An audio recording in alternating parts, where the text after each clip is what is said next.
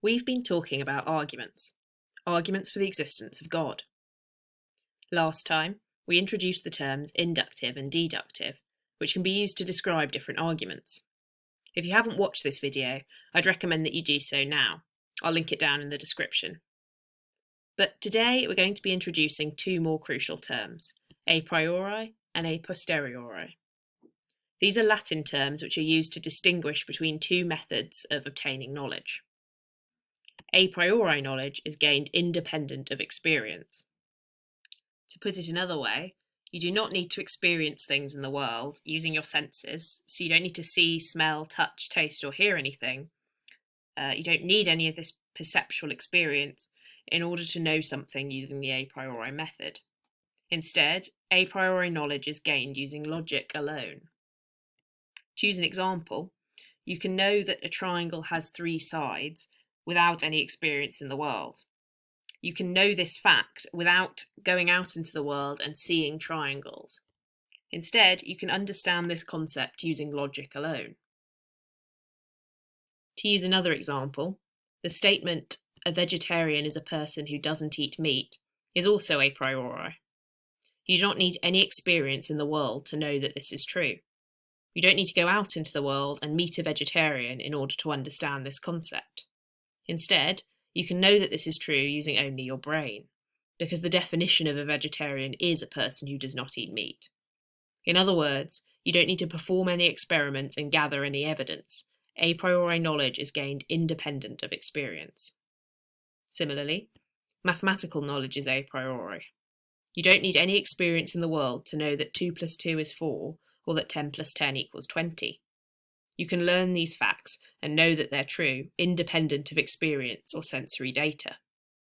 You don't need to find 5 objects and then compile them together with another 5 objects to know that 5 + 5 = 10. Instead, you can work out that 5 + 5 = 10 in your head, using only your brain. You don't need any experience in the real world at all. By contrast, a posteriori knowledge is gained through experience. If someone were to say the sentence, "Lisa has red hair," you wouldn't be able to know whether this is true or not without some experience in the real world. You would have to use your senses and see Lisa's hair to confirm whether this is true or not. Scientific knowledge is a posteriori. This is because scientific facts can only be known through sensory experience. For example, the scientific statement that plants release oxygen when they photosynthesize cannot be confirmed until we have gained some sensory experience. We cannot know this fact using only logic and our brains.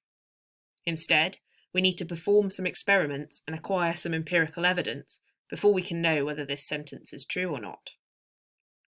To reiterate, therefore, scientific knowledge is a posteriori.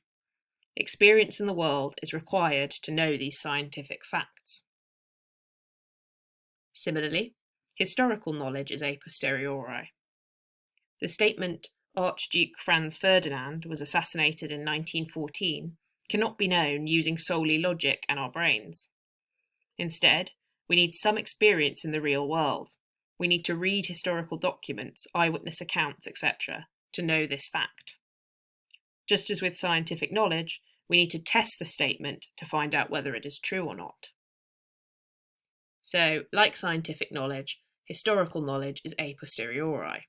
Experience in the world is required to know these historical facts. So, to recap, a priori knowledge is obtained independent of experience, whilst a posteriori knowledge is gained from experience. The words themselves can help you to remember this. A priori knowledge is known before any experience is had, hence prior in the word, meaning before. Whilst a posteriori knowledge is learned after we have gained experience in the world, hence post, meaning after. So, arguments for the existence of God will be either a priori or a posteriori.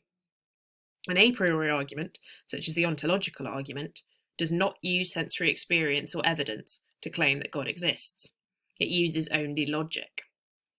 By contrast, an a posteriori argument, such as the teleological argument or the cosmological argument, does use sensory evidence to claim that God exists. Next time, we'll look at our first argument for the existence of God, a cosmological argument. For now, thank you for watching, and I'll see you then.